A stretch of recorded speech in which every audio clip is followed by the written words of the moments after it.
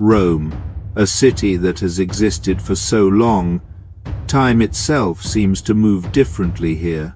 Before electric lights, before cars, before modern boulevards, Rome was already a dense maze of stone, ruins, churches, markets, and memories.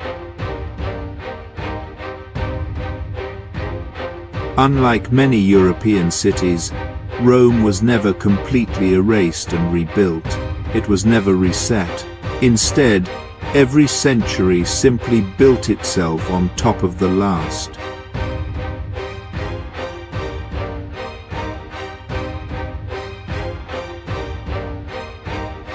To walk through Rome before the year 1700 was to walk through multiple civilizations at once, ancient, medieval, and early modern, all existing in the same physical space.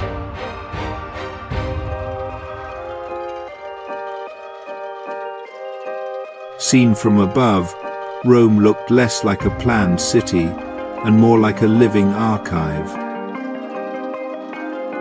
Beneath a medieval street might lie the foundations of a Roman temple. A modest house could be built from stones taken from an ancient amphitheater. In Rome, the past was never hidden away in museums. It was embedded in the walls, the roads, and the everyday life of the city.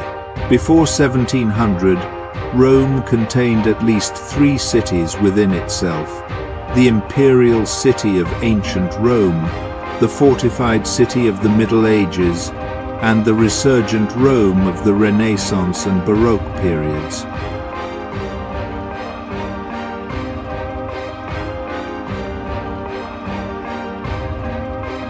There was a time when Rome stood at the center of the known world. Stone-paved roads stretched outward to every corner of the empire.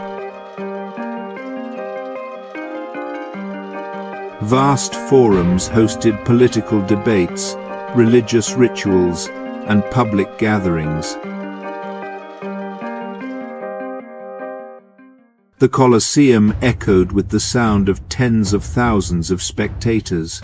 Roman architecture was not built merely to impress, it was built to endure. Concrete, marble, arches, and columns were combined with a belief that Rome was eternal, a city meant to last forever.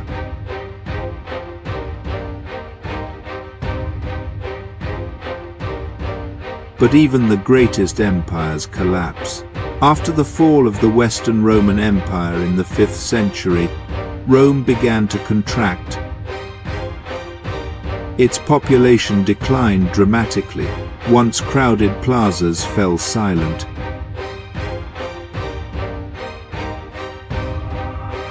Grass grew between fallen columns. The Colosseum, once a symbol of imperial power, became a quarry. Its stones removed to build houses and walls. Rome did not disappear. It survived by adapting, living among the ruins of its former greatness.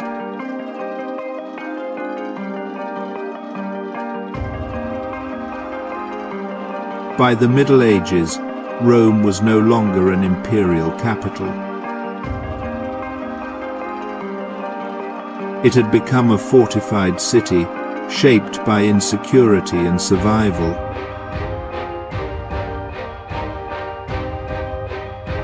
Wide Roman avenues disappeared, replaced by narrow, winding streets.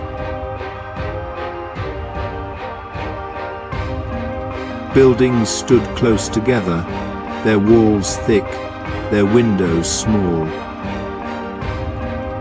Powerful families built tower houses, part home, part fortress. Rome was darker now, tighter, more defensive. Yet it endured, reshaped by the needs of its time.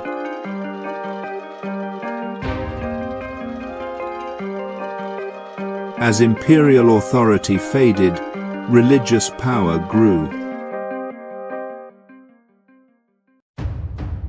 Churches became the new architectural centers of Rome. Basilicas, monasteries, and religious squares reorganized urban life. Architecture no longer emphasized imperial dominance, but faith, order, and spiritual permanence.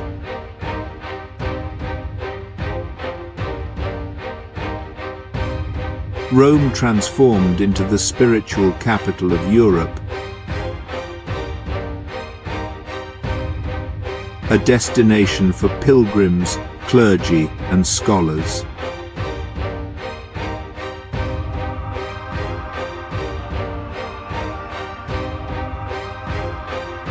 Beginning in the 15th century, Rome awakened once more.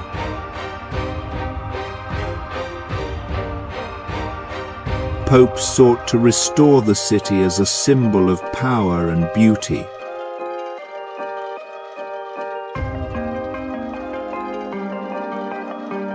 Squares were expanded, fountains, statues, and grand facades filled the cityscape.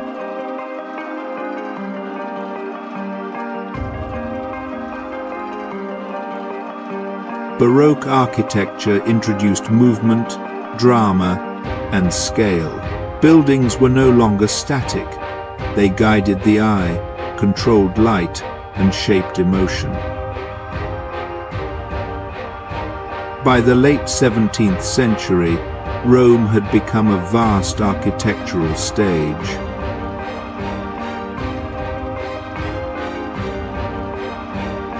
Yet Rome was more than monuments and churches. It was markets, carts, merchants, and craftsmen. People lived their daily lives surrounded by centuries of history. Walking past ruins, trading beneath ancient arches, praying inside structures older than memory.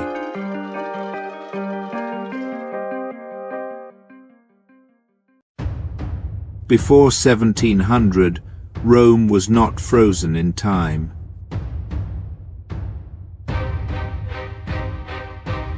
It was constantly becoming, a city shaped by time itself, the eternal city.